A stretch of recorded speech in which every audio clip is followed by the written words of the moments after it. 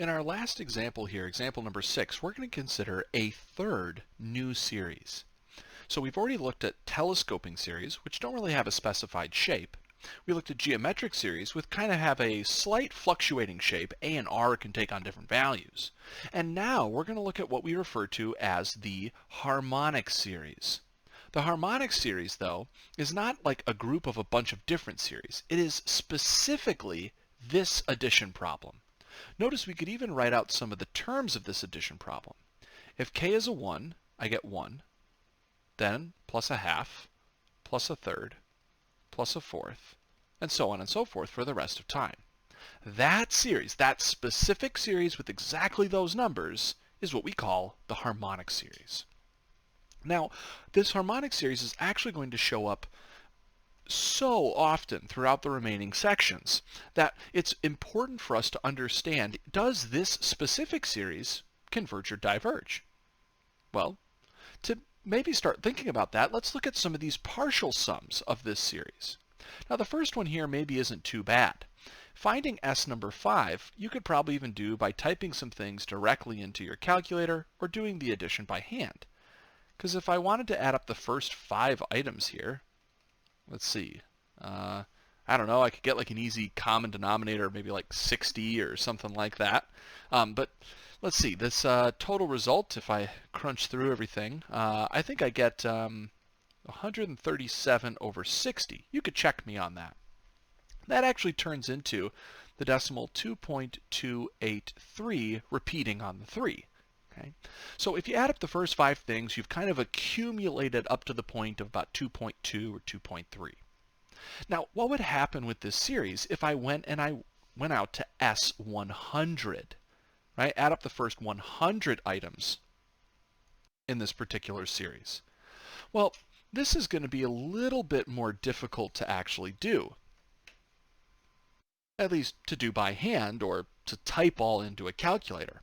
But if you did, or if you went to something like Wolfram Alpha and you asked it to do a partial sum, right, find the 100th partial sum of the series, it would be able to spit back a decimal approximation that looks like the following.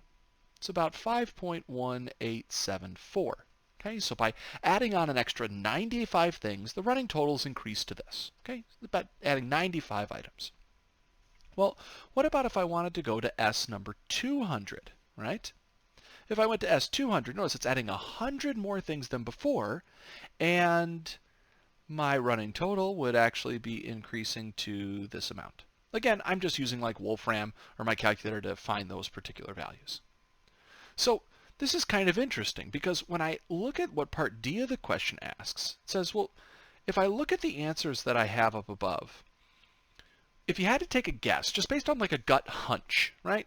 Do you believe that the harmonic series is converging, right? Is this running total headed somewhere, or is it not converging? Well, obviously there's no right or wrong answer here. It's just a hunch. I mean, obviously there's a right or wrong answer to the series either converges or it doesn't, but this is just a what do you believe?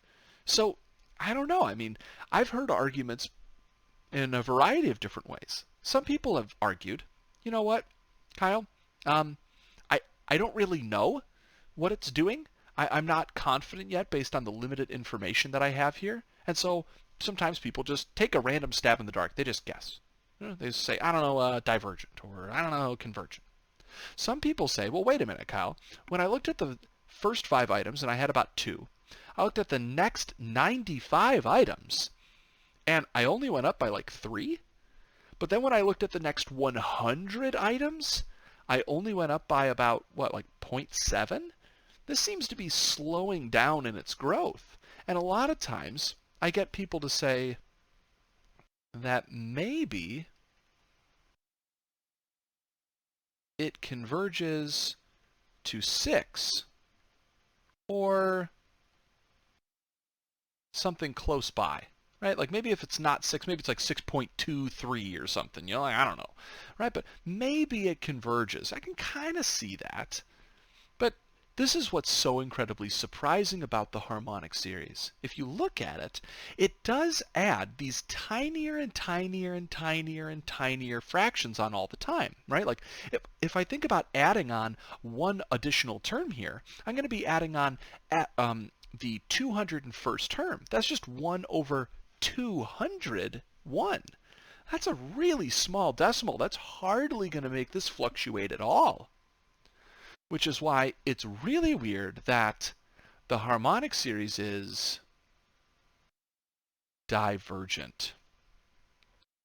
This is a very strange series. It actually shows something that's very, very counterintuitive. Notice that if you look at the items that we're adding, they will endlessly get smaller for the rest of time. But even though they get endlessly smaller, the series diverges. Now, it's possible to go ahead and justify this. This isn't just a statement that I'm just making without justification. However, we won't go through the justification here in this video. I'll say that this is left in the notes in Blackboard. So if you're curious about the justification, you can go ahead and actually take a look at it in the notes there. And of course, if you have any questions, you can feel free to let me know.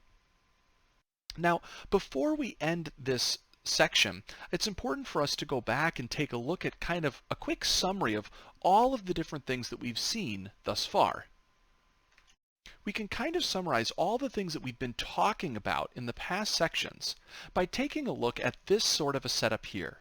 You'll see that on the left side I have some types of series that we've actually seen so far in this section. We've talked about telescoping series, geometric, and finally now the harmonic. We know that the harmonic series had this shape. It was 1 over k, k starts at 1 and goes to forever. And we knew that this series was diverging.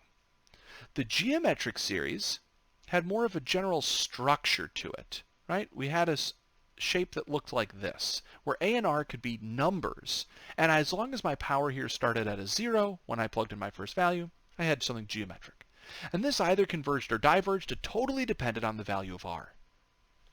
Telescoping was a bit harder. Remember that in telescoping, we kind of just happened to have something like, I don't know, something minus something else. And with all of these types of series, with each of these types of series, what we then saw was that it was with these first two types of series that we might be able to have something convergent, because in both of these, we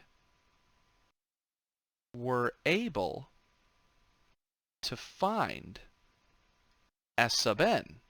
Right? We were able to find that sequence of partial sums, and therefore we were able to find the exact sum of these series.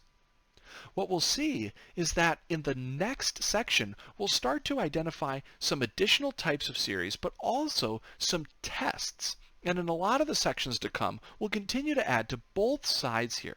Our tests will be things that we can use to determine if a series converges or diverges if it doesn't fit one of these kind of types of series that we're working with.